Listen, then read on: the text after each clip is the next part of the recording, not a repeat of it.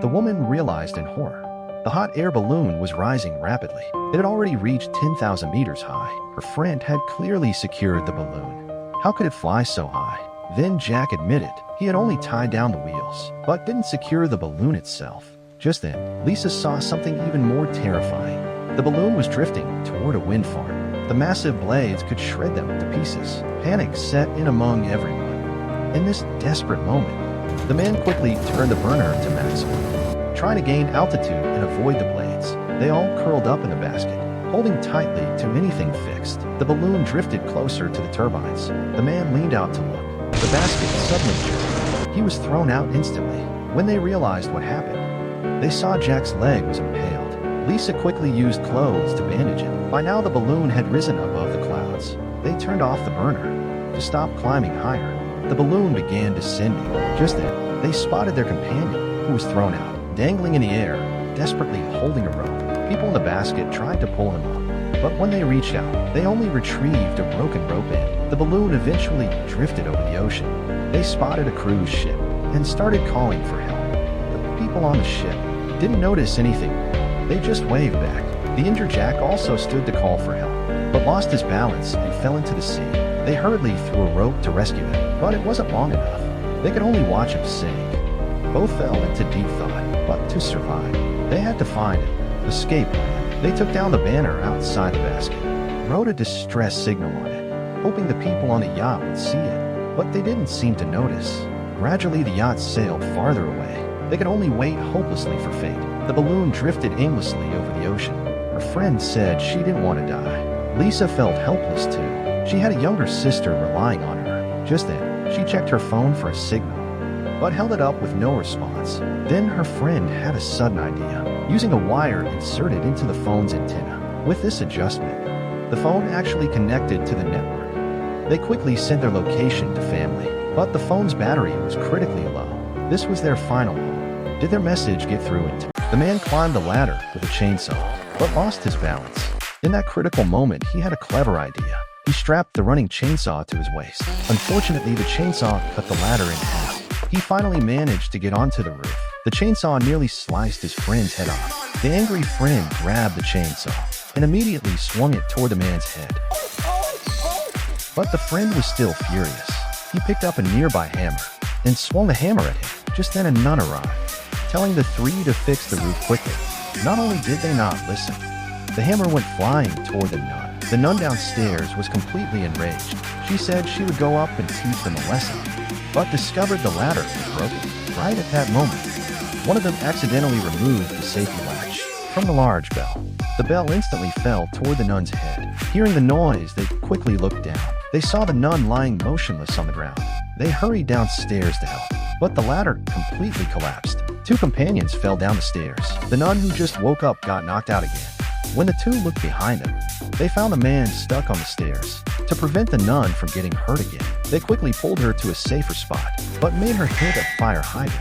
The man couldn't hold on and fell, landing right on top of the nun. Seeing the nun unconscious, a friend grabbed a bucket to splash water on her. Realizing the situation was hopeless, they quickly fled the scene, but while escaping, they crashed into someone else's ladder. The person on it fell down, landing on a group of nuns. The three looked back, thinking he was attacking the nuns. Without a word, they rushed to beat him up. The nuns quickly tried to stop them, explaining he was the new director, there to tell them the orphanage was about to close down. They needed to raise $1 million to get through this difficult situation. Hearing this, the three immediately decided to go to the city to earn money.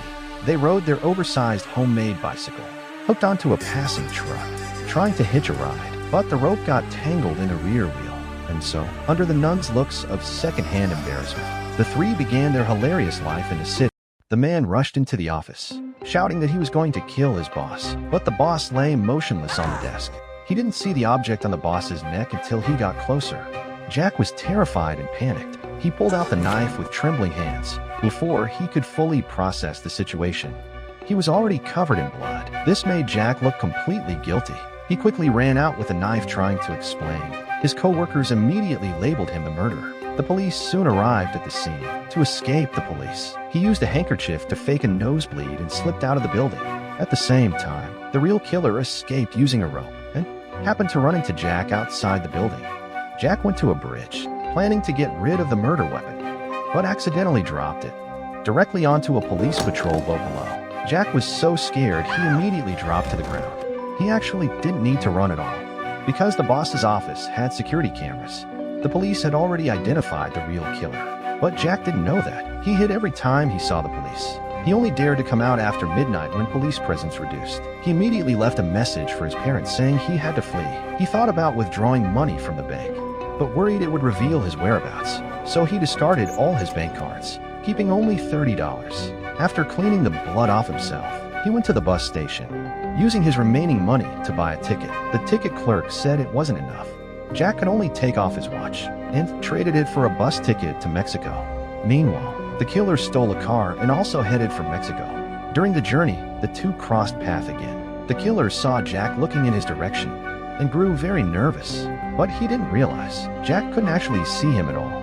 Not long after, Jack was kicked off the bus. It turned out the clerk had only sold him a ticket for half the journey. Jack walked until dawn, eating wild berries when thirsty, nibbling on poisonous mushrooms when hungry. Fortunately, luck hadn't completely abandoned him. He found a Jeep in the wilderness. Little did he know it belonged to the killer. He drove straight to a motel. Smartly, he used a fake name to check in. However, he didn't realize, right there on the registration form, the signature, just above his fake name, was from the real killer. The man finished filling up his car. When he went to pay, the cash in his pocket had turned to dust. Shocked, he seemed to realize something. He immediately drove back to the villa. Mark grabbed the cash from the ground, went to the window, and threw it outside. It all turned to dust. He then picked up a Van Gogh painting, placing it half inside and half outside the doorway. With a stunned expression, Mark watched. The part outside began rapidly decaying, finally turning into a pile of dust. Looking at the now half-destroyed painting, Mark seemed to understand. Everything wished for inside this house would disappear if taken outside. Mark decided to figure this out. He grabbed a hammer and smashed the walls, discovering the walls and floors were full of wires. Before he could process this, he saw his wife carrying their son outside. The child began crying. His wife looked down. The boy's face turned bright red. His baby shoes started rapidly decaying. Terrified, his wife screamed for Mark. Mark rushed out of the house, took the child, and ran back inside. The dropped baby shoe instantly turned to ash. When his wife looked back, the child had grown to 7 or 8 years old. They gradually developed conflicts because the child was also wished for. Mark became wary of the boy, while his wife still treated him as her own. One night, the child went into the wish room to play. Mark was shocked. He locked the door to forbid entry. Then a phone call revealed the truth. If you want to take wished-for things outside, you have to kill the person who made the wish. Hearing this, the wife broke down and left home. The child suspected he wasn't their biological son. Mark had to explain the truth. The terrified boy ran away. That night, the wife returned. After the day's events, both were in low spirits. They didn't notice the child was watching through the door crack. The next morning, they discovered the child was missing. Downstairs, the front door was open. Clothes were scattered on the floor. The child had become an adult. He jumped off the swing, tried to shoot Mark. The wife rushed to calm him, but got caught in the struggle and hit her head, knocking her unconscious. When she woke up, her husband said everything was handled, but the man sitting beside her, was he really her husband?